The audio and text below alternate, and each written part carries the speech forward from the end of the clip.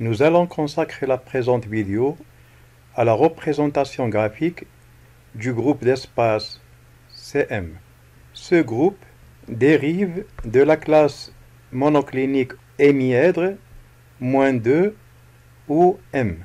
Sur les tables internationales de cristallographie, le groupe CM, dont la notation détaillée est C1M1, porte le numéro 8 et ses caractéristiques sont reportées sur les pages 144 à 151. La représentation graphique du groupe d'espace CM va se faire exactement comme celle du groupe PM, sauf que dans ce cas, il faut tenir compte du fait que le mode de réseau de Bravais n'est pas primitif, mais plutôt bas-centré C. La première étape de la projection sur la base AC va se faire exactement comme on l'a fait pour le groupe PM, en représentant dans un premier temps la projection des positions x, y, z et x moins y, z.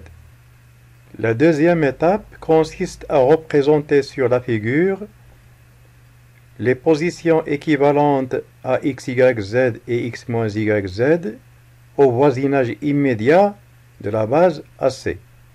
Ce qui se fait en translatant ces deux positions d'une fois A, d'une fois C et d'une fois A plus une fois C. Jusqu'à présent alors, la situation est exactement celle du groupe PM. L'étape suivante alors va consister à appliquer l'effet du mode bas-centré C. Cet effet doit se traduire par le fait que les deux positions x, y, z et x moins y, z doivent être translatées toutes les deux de 1/2 suivant x et de 1/2 suivant y.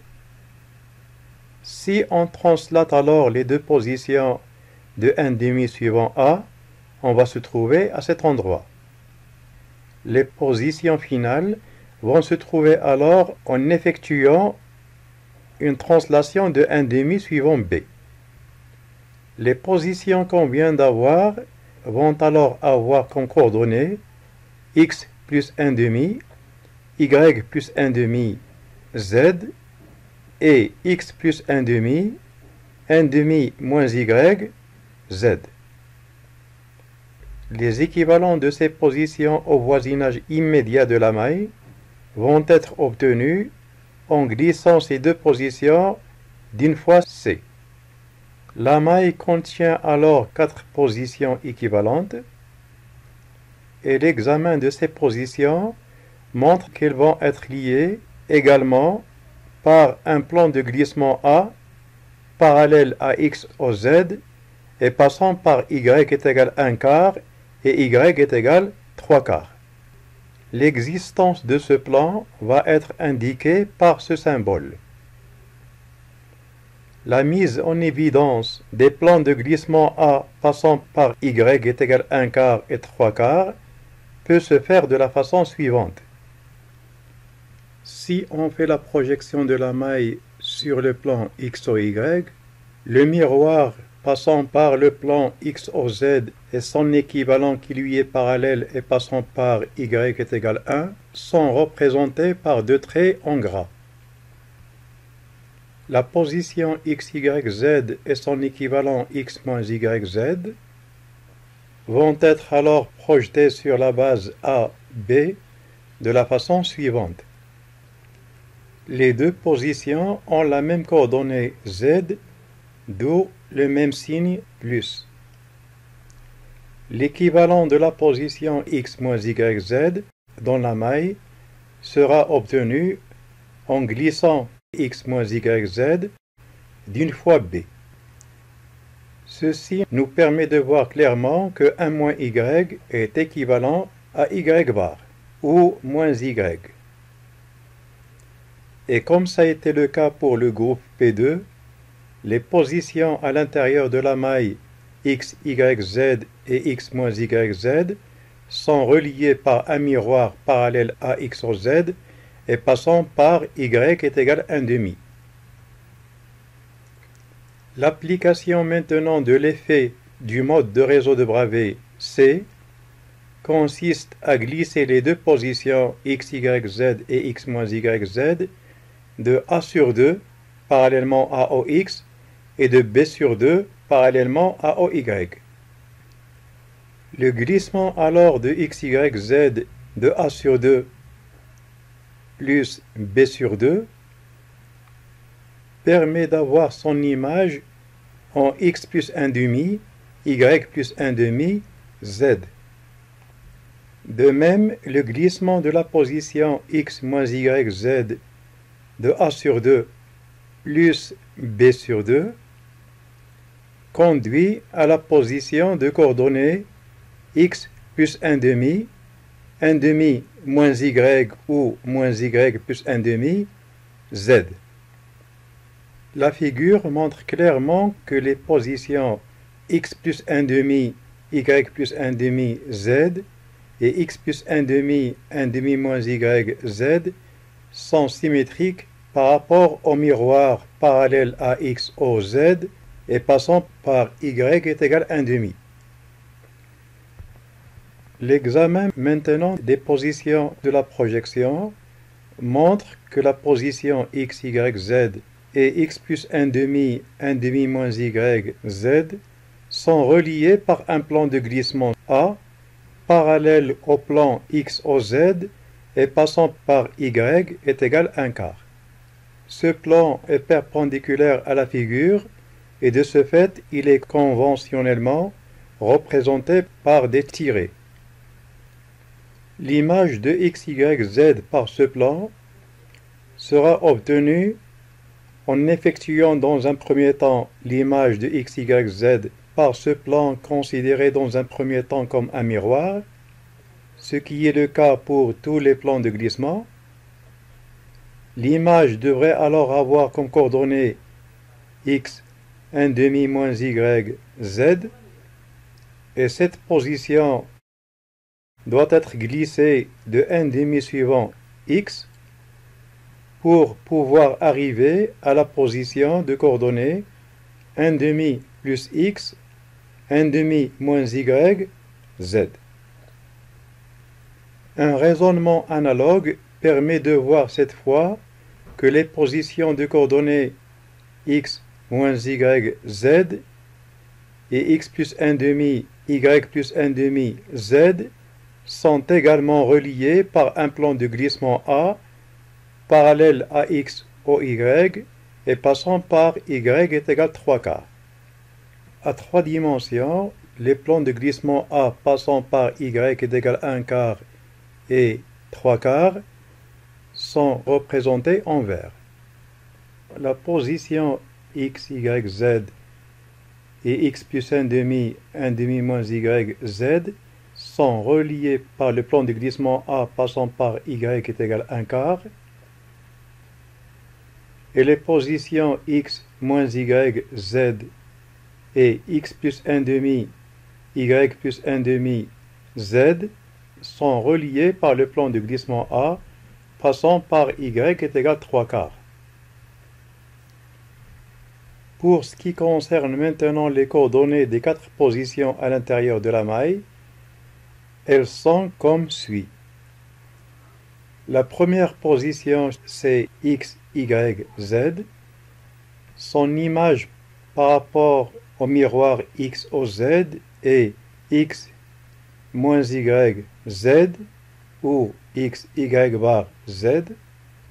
Et sous l'action du mode base centrée C, ces deux positions vont être translatées chacune de 1 demi suivant x et de 1 demi suivant y pour donner les positions x plus 1 demi, y plus 1 demi, z et x plus 1 demi moins y, z. Nous signalons que sur les tables internationales de cristallographie, on ne mentionne que les positions 1 et 2. Et pour indiquer l'existence des positions 3 et 4, obtenu par translation des positions 1 et 2 de 1 demi suivant x et 1 demi suivant y, on écrit les positions x, y, z et x, y bar z, et ces positions sont devancées par la notation 0, 0, 0 plus et 1 demi, 0 plus. Ce qui veut dire que chacune des positions doit être translatée de 0, 0, 0, c'est-à-dire elles vont rester elles-mêmes, et translatée également sous l'effet du mode de 1 demi suivant x et de 1 demi suivant y. Les quatre positions alors constituent ce qu'on appelle la position générale du groupe CM. Sur les tables internationales de cristallographie, cette position générale est notée 4B1. Le 1 à droite veut dire, comme pour toutes les positions générales, que x, y, z est une position quelconque, c'est-à-dire que x, y, z est placé sur l'élément de symétrie identité, symbolisé par 1. Le nombre 4 signifie que la position x, y, z et ses équivalentes sont en nombre de 4. On dit que la multiplicité de la position générale est égale à 4. Et comme entre 4 et 1, il y a la petite lettre B, veut dire qu'il existe une position particulière dans le groupe CM qui sera indiquée au milieu par la lettre petit a. La position en question est la position de coordonnées x, 0, z. Et elle est notée sur les tables internationales de cristallographie par la notation 2AM. Le M veut dire que la position est sur un miroir parallèle à x et z et passant par y est égal à 0. Le miroir en question n'est autre que le plan x au z. Et chaque atome se trouvant alors dans la maille sur ce plan va avoir comme coordonnées x, 0, z. Et son équivalent par le mode bas centré C va avoir comme coordonnées x plus 1 demi, z. Il y a donc deux positions particulières équivalentes et c'est ce qui est signifié par le nombre 2, figurant sur la notation de AM. Nous signalons au passage que dans le groupe PM, il y avait deux positions particulières. La première c'était x, 0, z, comme dans le cas qu'on est en train de discuter. Mais il y avait également une deuxième position particulière située sur le miroir passant par y est égal à 1 demi, et de ce fait sa coordonnée était x 1 demi z. Dans le groupe CM, la position x 1 demi z ne peut être une position particulière pour la bonne raison qu'il ressemble étroitement à la position x plus 1 demi, z qui peut être écrite sous forme x', 1 demi, z'. Et l'image de x 1 demi z par le mode C devrait être x plus 1 demi 0 z qui ressemble étroitement à la position x 0 z si x plus 1 demi 0 z est exprimé sous forme x', 0 z'. La première page réservée au groupe CM sur les tables internationales de cristallographie montre les projections sur les bases AC et BC. Sur les deux projections, on signale l'existence du miroir x au z et ses équivalents passant par y est égal à 1 demi et y est égal à 1, ainsi que le plan de glissement A. situé à y est égal à 1/4 et son équivalent passant par y est égal à 3/4. Ces deux plans de glissement sont parallèles, comme on l'a vu, au miroir x au z. Sur la même page, on trouve également la projection de la maille sur la base AB, et comme les projections précédentes, on y voit la localisation des miroirs parallèles à x au z et passant par y est égal à 0, 1/2 et 1, et des plans de glissement A qui leur sont parallèles et passant par y est égal à 1/4 et y est égal à 3/4. Une dernière projection effectuée sur la base AC, comme nous l'avons fait dans notre étude, montre l'emplacement des différentes positions atomiques dans la maille et les positions qui leur sont équivalentes au voisinage immédiat de la maille.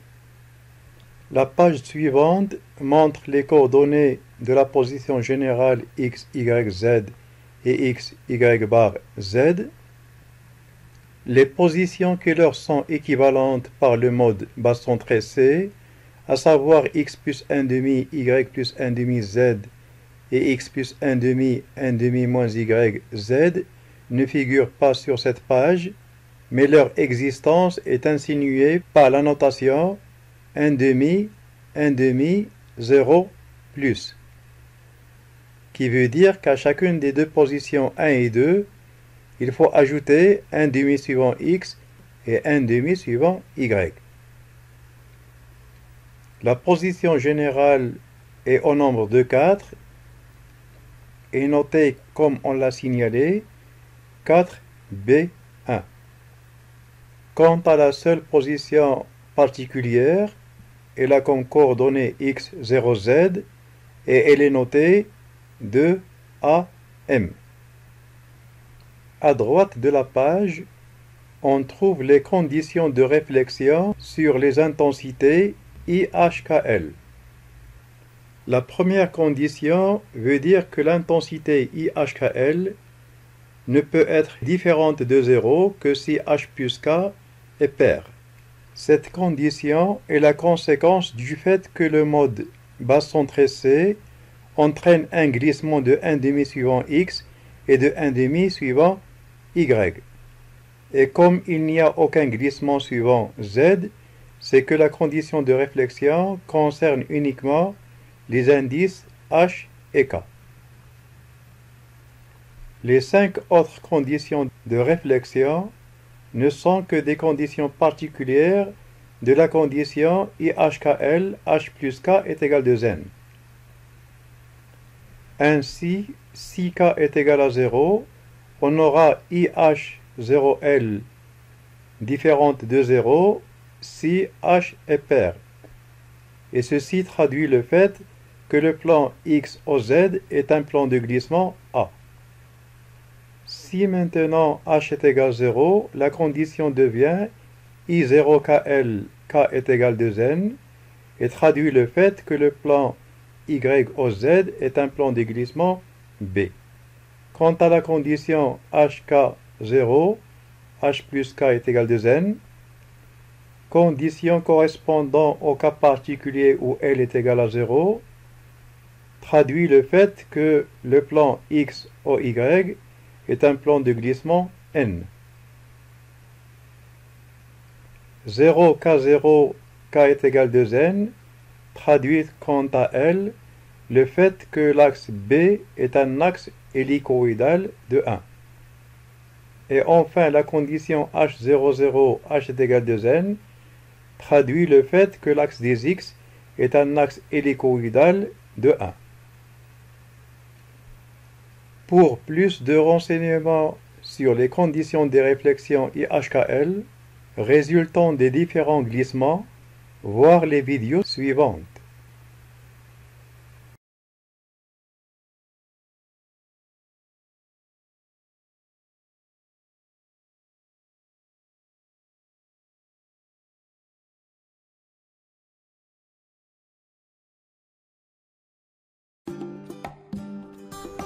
J'espère que la présente vidéo vous a bien servi et à la prochaine.